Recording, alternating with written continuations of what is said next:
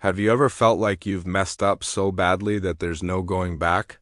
Like you've wandered so far from home, you're not sure you can even find the way back, let alone be welcomed?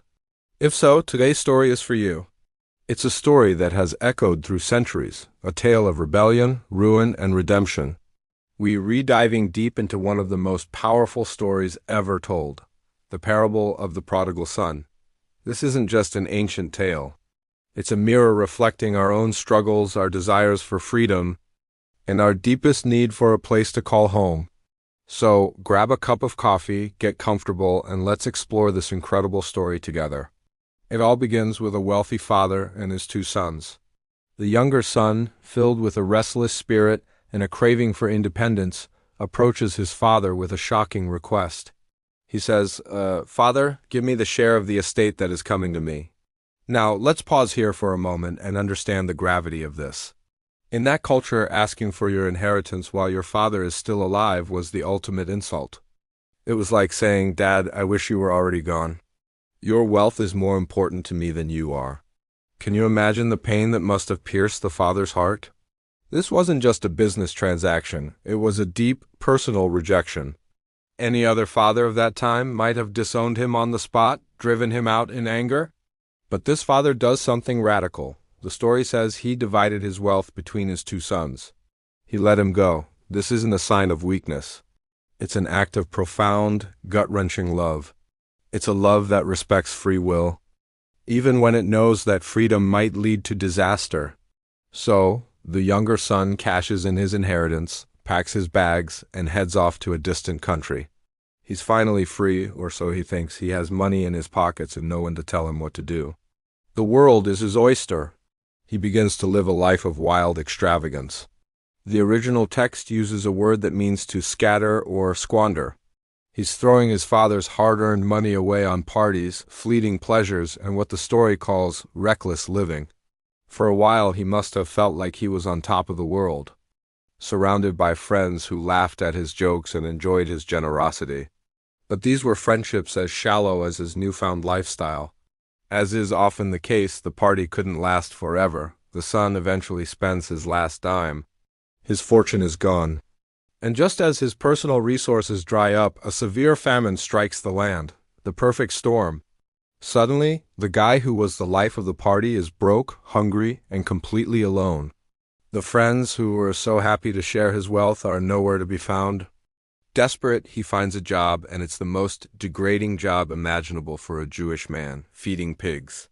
These animals were considered unclean, and to be so desperate that you have to work with them was the lowest of the low. The story paints a grim picture. He's so hungry that he longs to eat the very pods he's feeding to the pigs. He has hit rock bottom. He is starving, shamed, and utterly destitute. He has traded his father's loving home for a pig pen. This is the consequence of his choices. He wanted freedom, but he found slavery. He sought fulfillment, but he found emptiness. He left a home of abundance and ended up starving in a foreign field. And it's here, in the mud and the filth surrounded by pigs, that the turning point happens. The Bible says, he came to his senses. It's a powerful phrase. It's that moment of clarity, that gut punch of reality when you finally see your situation for what it is. He realizes the madness of his choices. He thinks, how many of my father's hired servants have more than enough bread? But I am here dying of hunger. The memory of home, of his father's house, floods his mind. It's not just the food he misses. It's the security, the dignity, the love he took for granted. In his desperation, a plan begins to form. He decides, I will get up and go to my father, and I will say to him, Father, I have sinned against heaven and before you. I am no longer worthy to be called your son. Treat me as one of your hired servants. Notice his humility. The arrogance is gone. He's not demanding anything.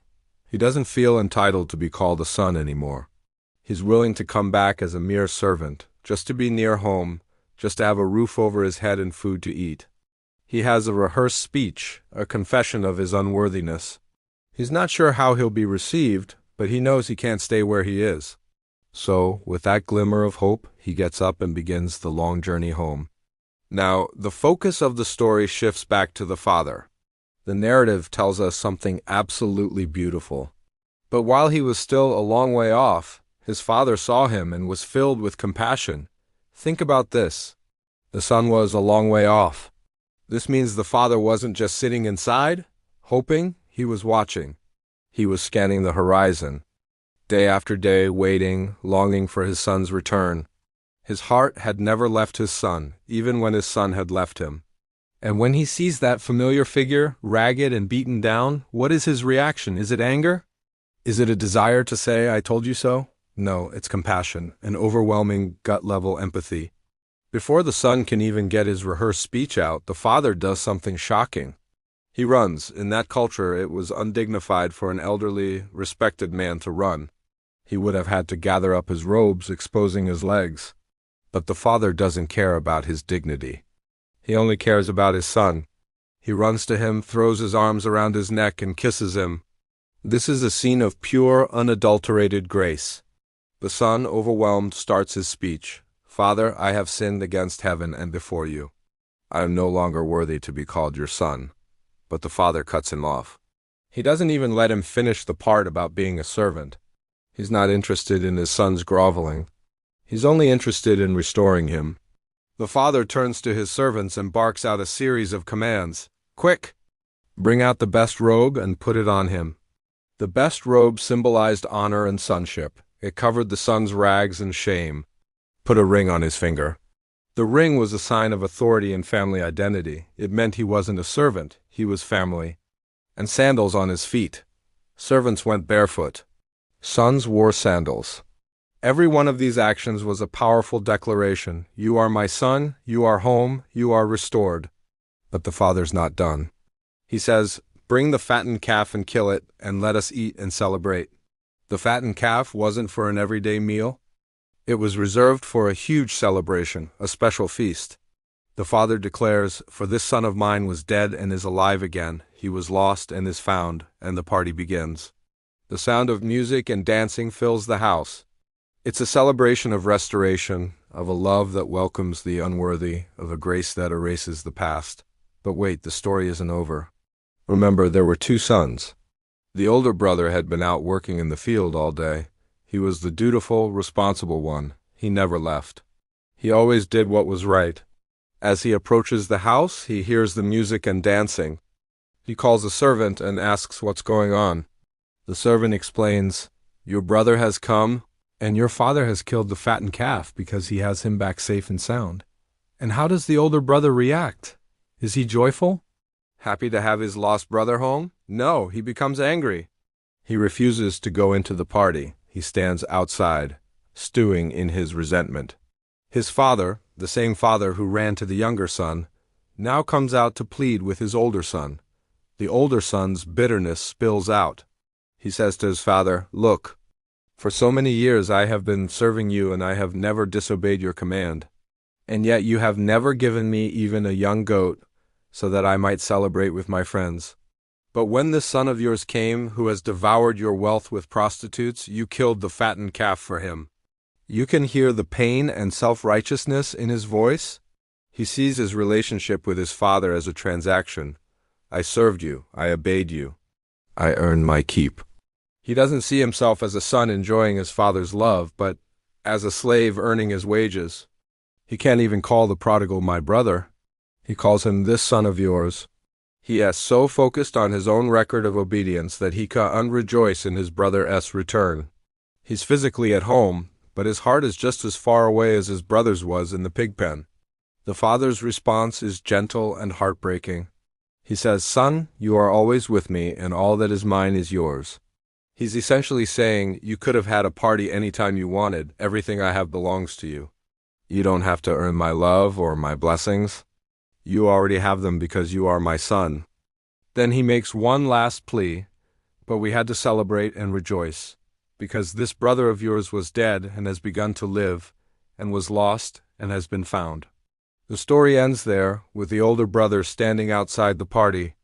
We don't know if he went in. We're left to wonder. And that's intentional.